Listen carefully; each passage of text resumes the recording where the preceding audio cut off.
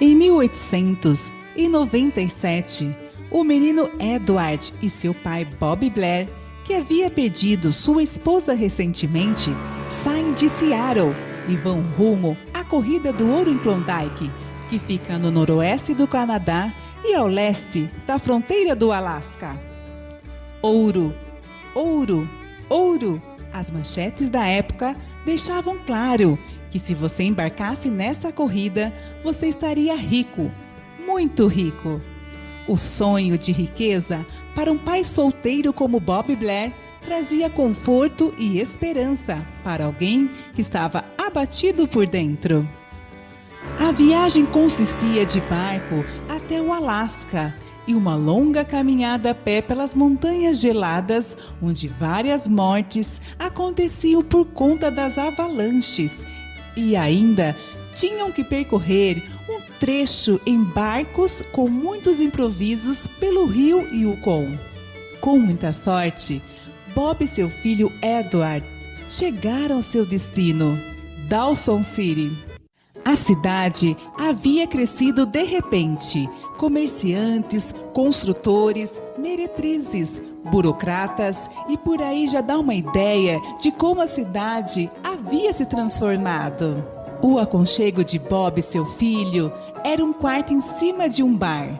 Era mais barato, porém era desconfortável por causa do barulho que as pessoas faziam.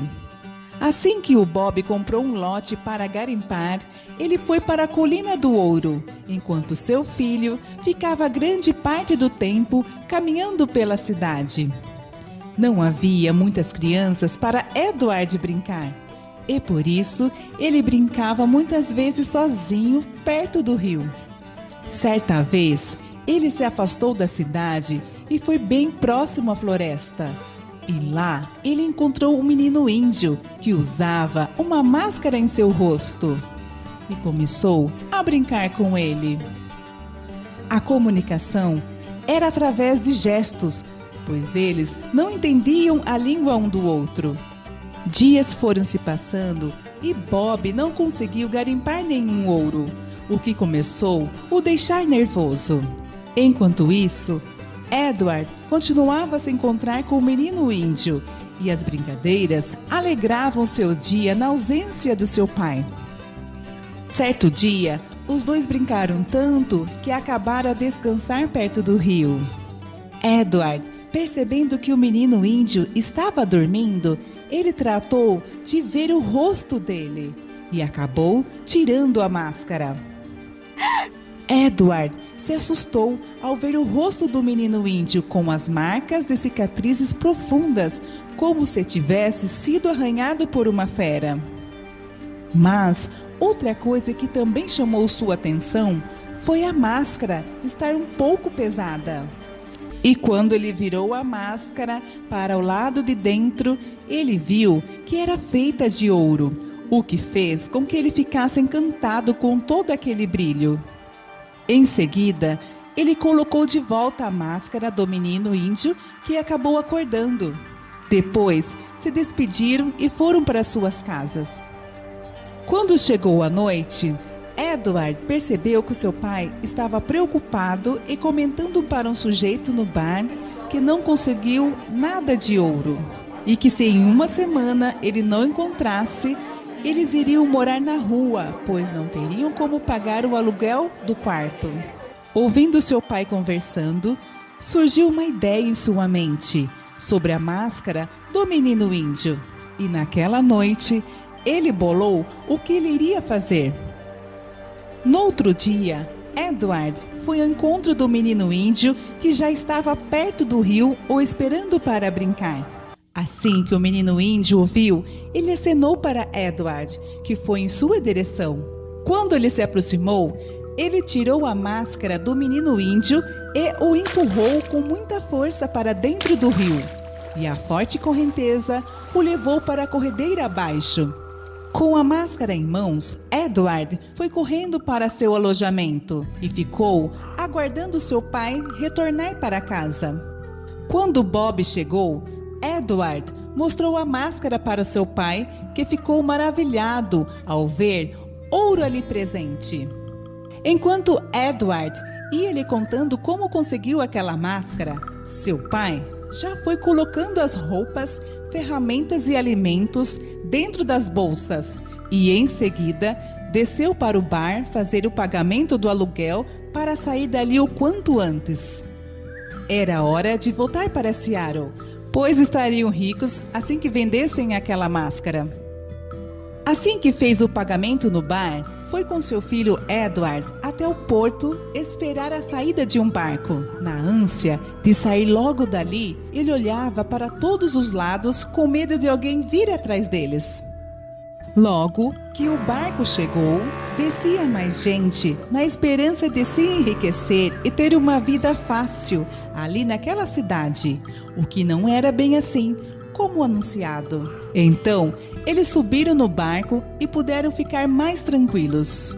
Mas o barco, apesar de grande, não estava em boas condições para navegar, já que além dos remendos no casco, ele levava um grande excesso de cargas e havia muitas pessoas a bordo, o que fez que pelo caminho ele afundasse.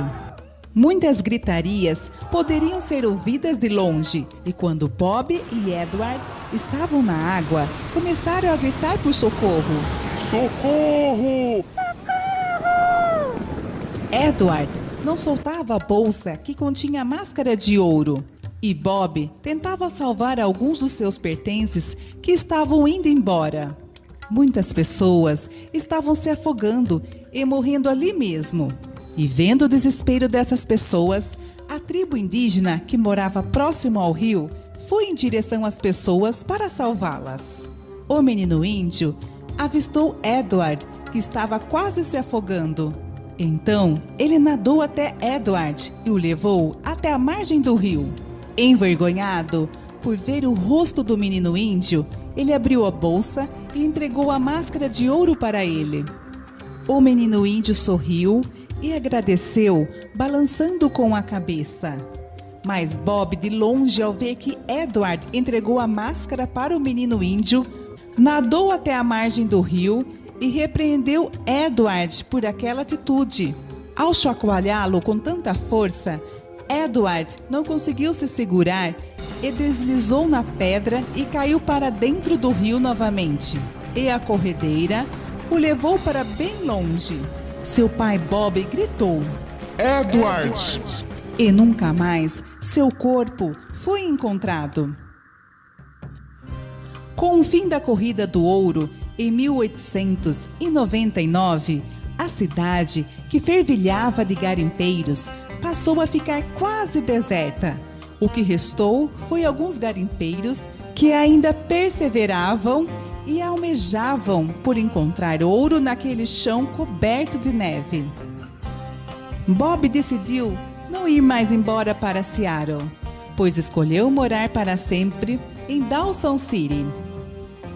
Para Bob, a conquista de ficar rico foi para poucas pessoas, pois para ele a corrida do ouro deixou grandes cicatrizes incuráveis em seu coração, tanto que ele ficou atormentado pelo que ele fez e sua vida foi mantida à base de bebidas alcoólicas e de esmolas.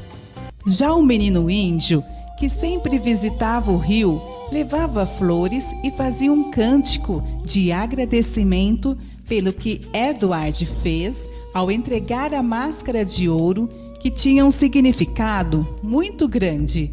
Um presente que sua tribo fez para ele, de que quando salvou um bebê das garras de um urso. Mas, de outro lado, causou marcas profundas em seu rosto, o que o deixava acanhado ao sair sem a máscara.